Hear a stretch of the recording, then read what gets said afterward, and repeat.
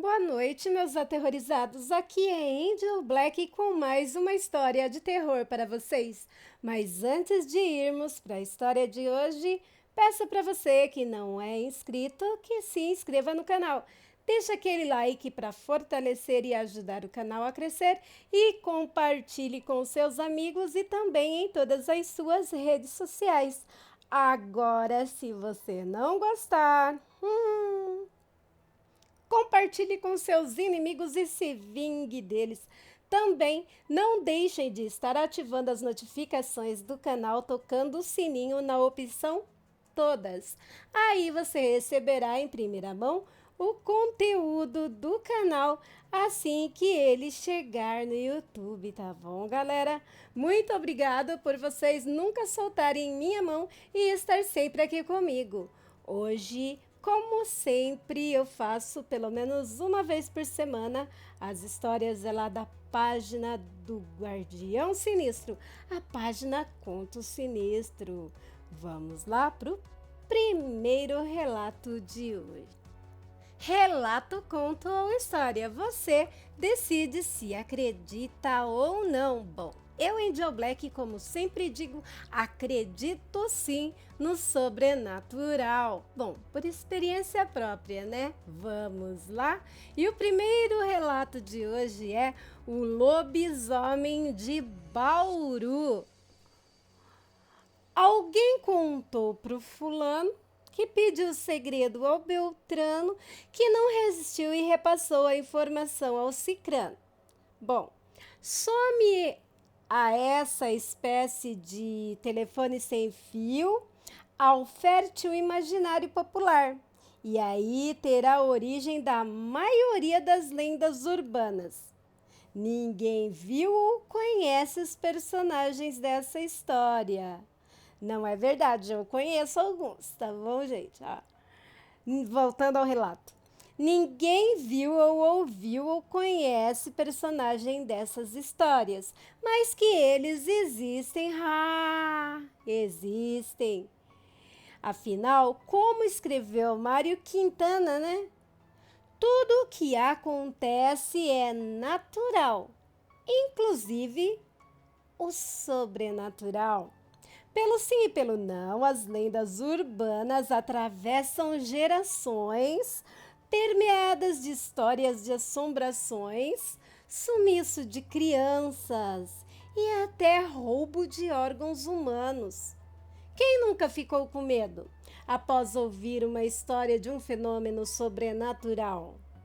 A loira que aparece no banheiro das escolas para deixar os alunos apavorados. A mulher que surge vestida de noiva no meio da estrada e vultos que emergem dos cemitérios. Não diferente, em Bauru, as lendas urbanas se misturam à geografia e à história da cidade para contar casos do folclore local que envolvem ferrovia, rodovias e escolas. Parando um pouco o relato, gente, eu, Angel Black, já ouvi várias histórias de antigos de lá. E olha, eu acredito sim. Lobisomem nos trilhos. Toda noite de lua cheia é a mesma coisa há quase um século. Começou quando ainda não havia energia elétrica na estação. Os ferroviários já sabiam o que fazer quando chegava a lua cheia. Como na maioria das vezes ficava só um trabalhador no local e ele enchia o pátio da estação de cruzes de madeira feitas com material retirado de cercas para espantar um lobisomem que teimava em aparecer por lá. Quando os trens passavam, passageiros e tripulantes ficavam apavorados, pois o local parecia mal assombrado. Insistente, o lobisomem tentou entrar na casa de um dos ferroviários, no quilômetro 17 da Noroeste, que acordou com o barulho do animal arranhando a porta. Como não tinha arma, ele arremessou um crucifixo na direção do bicho, que tropeçou e caiu em uma hortinha que ficava em frente à casa do trabalhador. O lobisomem teria fugido e nunca mais voltado naquela casa, mas ele ficou para sempre na memória daquele ferroviário. Afinal de contas, as pimentas que estavam plantadas na horta ficaram doce como mel, em razão do bicho ter apenas tocado nelas. E aí, meus aterrorizados, o que vocês acharam desse relato? Ele é bem assim, místico mesmo, né? Imaginem, o lobisomem tocou nas pimentas quando fugiu do homem e as pimentas ficaram doces. Agora vamos ao próximo relato de hoje. Bom, não sei se vocês já ouviram falar da verdadeira história da Alice no País das Maravilhas. Vamos lá? Tem um aviso antes. Esta não é uma história que você vai encontrar pesquisando no Google em livros. A história de Alice é, na realidade, triste. Lembrem-se que os grandes contos de fadas são de outra época. A realidade era diferente e os valores extremamente conservadores. Então, ter uma filha esquizofrênica, né, era considerado uma aberração, um crime. Os pais de Alice então decidiram deixá-la em um sanatório e ela permanecia na maior parte do tempo dopada. Quando não estava sob efeito de remédios, vou usar um termo aqui não muito pesado para mim não tomar ban. Ela era abusada pelos funcionários lá do sanatório, gente. A menina tinha apenas 12 anos. Cada um dos personagens e objetos da história tem a ver com um desejo ou experiência de Alice. O buraco pelo qual ela entra no País das Maravilhas é, na verdade, uma janela, a janela do seu quarto, onde ficou presa durante toda a vida, pela qual ela desejava sair e conhecer o mundo à sua volta. O coelho branco, para ela, representava o tempo, aquele tempo que ela desejava que passasse logo, para que um dia ela pudesse sair daquele lugar. O tempo que ela via passar tão rápido, porém tão lento. O chapeleiro maluco era outro interno, seu melhor amigo, alguém que deixava sua vida no hospital menos amargurada, com quem criava várias teorias de como seria a vida lá fora. O rapaz, em realidade, sofria de síndrome bipolar e por isso a personalidade do chapeleiro na história se mostrava ora alegre, ora depressivo, ora calmo, ora irritado. A lebre companheira do chapeleiro louco era a menina que dividia o quarto com ele. Ela sofria de depressão profunda e todas as vezes que Alice teve contato com ela, encontrou ela num estado de terror e paranoia. Já o gato de Cheshire era um dos enfermeiros que Alice confiou, mas ele acabou por enganá-la e abusar dela. O sorriso do gato, aquele que é tão marcado arrancado era, na verdade, o sorriso obscuro do seu agressor, o mesmo que ele abria cada vez que abusava da pobre menina e a deixava jogada em um canto de sua acomodação, derrotada, triste e ofuscada. A rainha de copas era a diretora do sanatório, uma mulher má, desprezível, que não sentia sequer um pingo de compaixão para com os enfermos que estavam sob seus cuidados. Era a favor da terapia de choque e da lobotomia, e em diversas vezes ordenava que os funcionários espancassem, sedassem, prendesse em jaulas os enfermos que apresentavam comportamentos que não a agradavam. A Rainha Branca era a mãe de Alice, uma mulher nobre, terna, que sofreu pelo preconceito na própria pele por ter uma filha doente, tendo que abandonar a menina em um sanatório e nunca mais voltar a vê-la. As vagas lembranças que Alice possuía era de momentos com sua mãe, e o motivo dela pensar que o mundo fora dos muros do hospital era um lugar melhor era saber que a mãe estava lá em algum lugar para lhe cuidar. Os naipes eram os enfermeiros do hospital, apenas seguindo ordens o dia inteiro. A lagarta azul, sua terapeuta, aquela que lhe dava as respostas, que lhe explicava o que acontecia e com quem ela conversava. Tweedledum e Tweedledee eram gêmeos siameses órfãos, que também estavam no hospital, embora não possuíssem nenhum problema mental que justificasse a sua internação.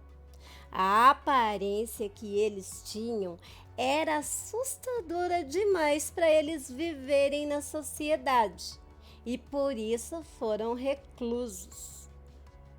O rei de copas era um médico psiquiatra do hospital, alguém com complexo de inferioridade, que era incapaz de se opor às ordens da diretora. Os frascos, coma-me e beba-me, eram as drogas que lhe davam.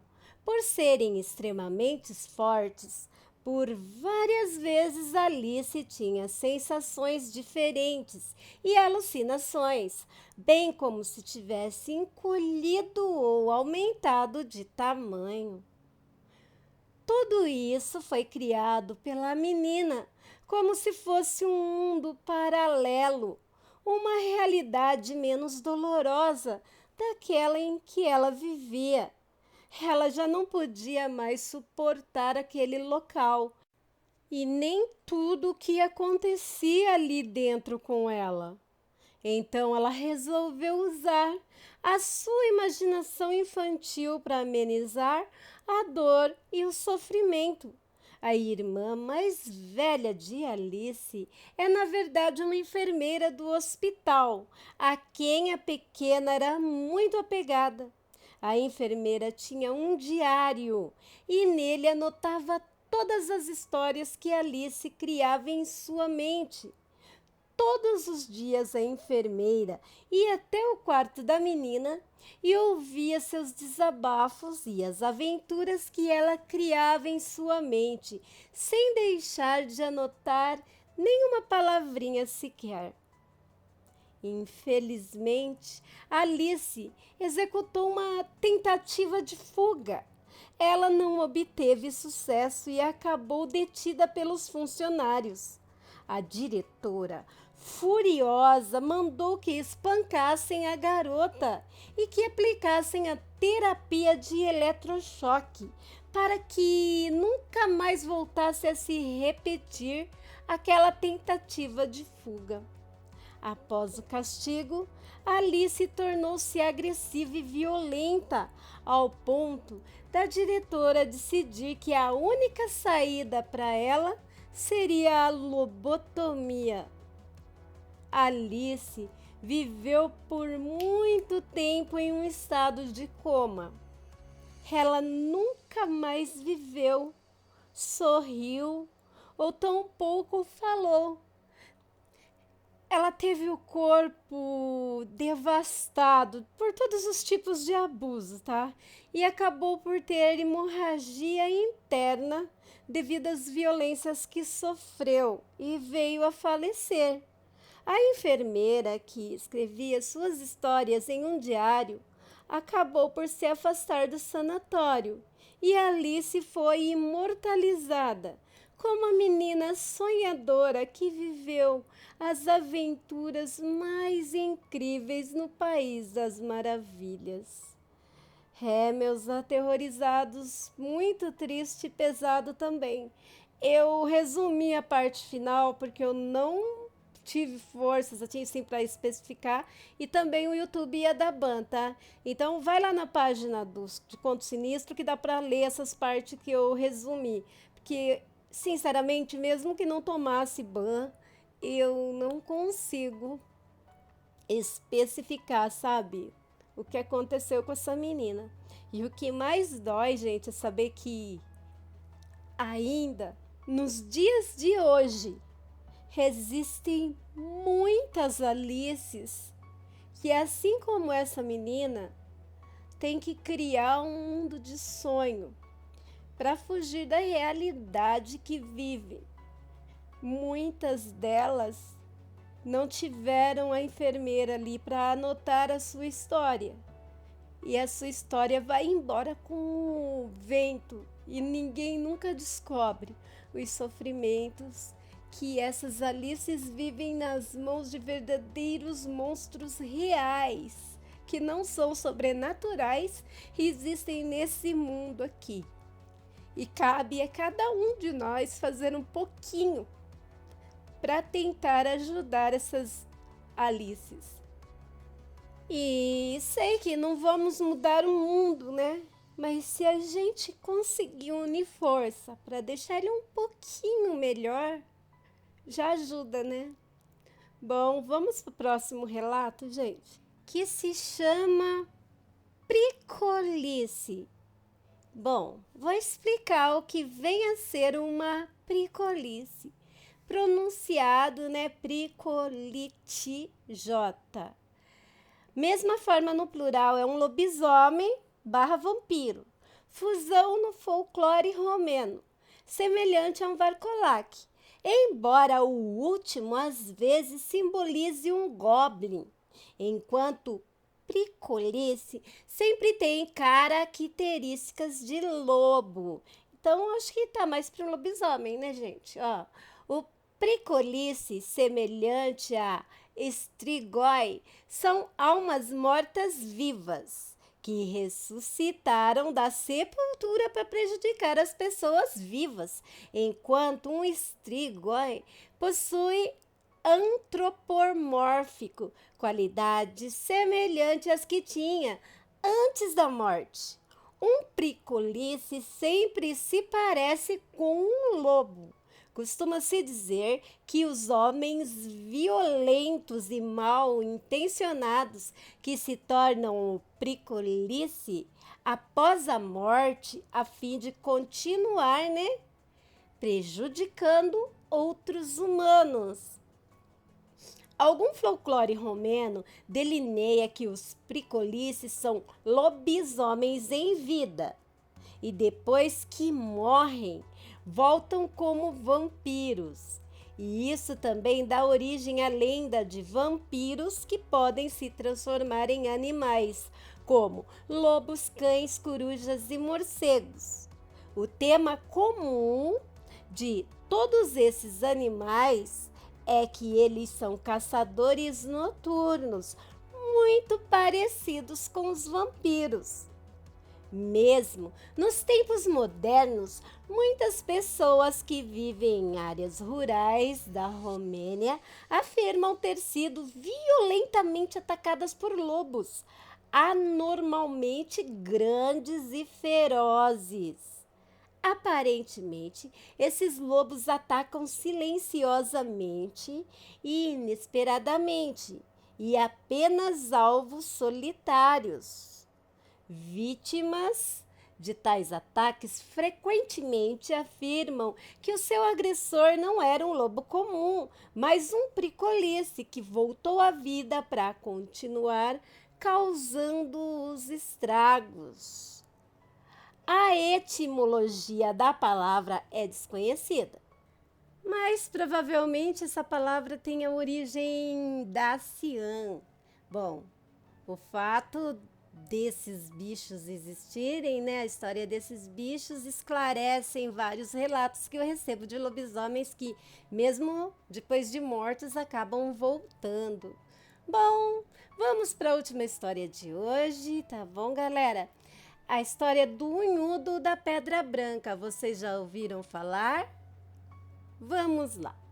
Existe uma lenda muito antiga na cidade de Dois Córregos, no interior de São Paulo, que aborda uma criatura que é uma espécie de morto-vivo com roupas em péssimo estado, possuindo unhas grandes e um chapéu de palha velho como acessório. O surgimento da lenda envolvendo o Unhudo da Pedra Branca remete-se a mais de um século. As histórias sugerem que aqueles que ousarem roubar frutas, flores ou aqueles que desejar fazer algum mal à mata que envolve a Pedra Branca irá levar um tapa do Unhudo, que levará a pessoa a ir para o outro lado do rio Tietê.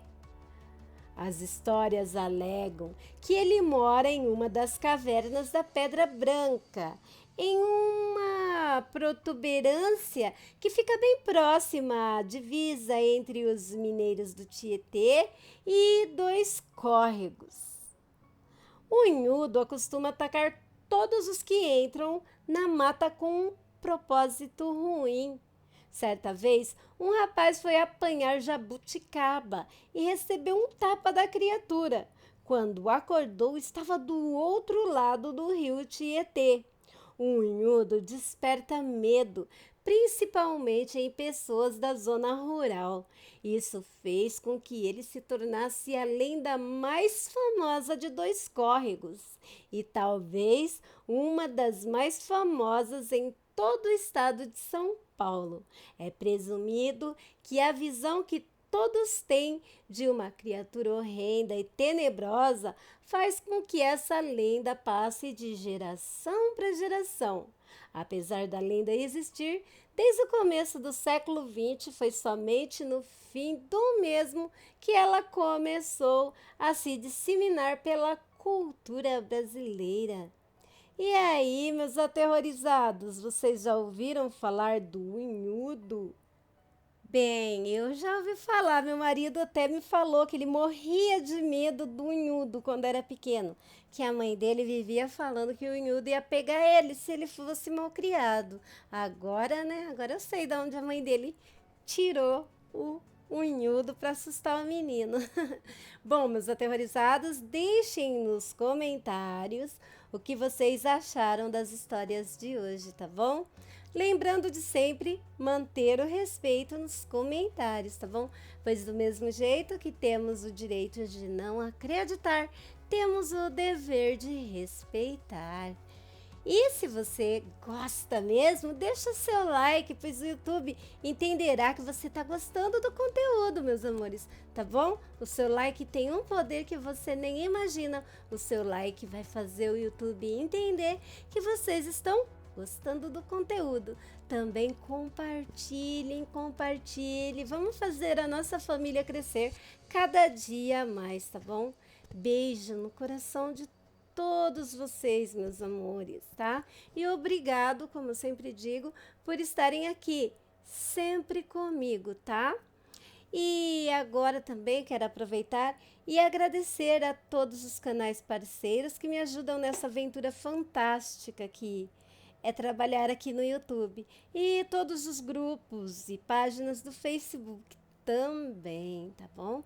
Quero também pedir para você, meus aterrorizados, que já passou por uma experiência assustadora com o sobrenatural, ou não, né, que não foi tão assustadora, mande um relato pro e-mail do canal.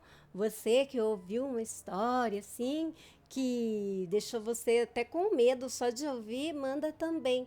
E você que escreve aquele conto maravilhoso, manda para o e-mail do canal também. Só peço que especifica se é conto, tá? Ou relatos, tá bom, meus amores? Bom, dá um pulinho lá no Instagram da Sonja Vermelha. Vou estar colocando coisas legais lá, tá bom? E é isso, pessoal. Vou parando por aqui, tá? Deixando com vocês um pedacinho muito especial do meu coração. Boa noite, meus aterrorizados. E tenham bons sonhos. Amo vocês demais, tá? Mua.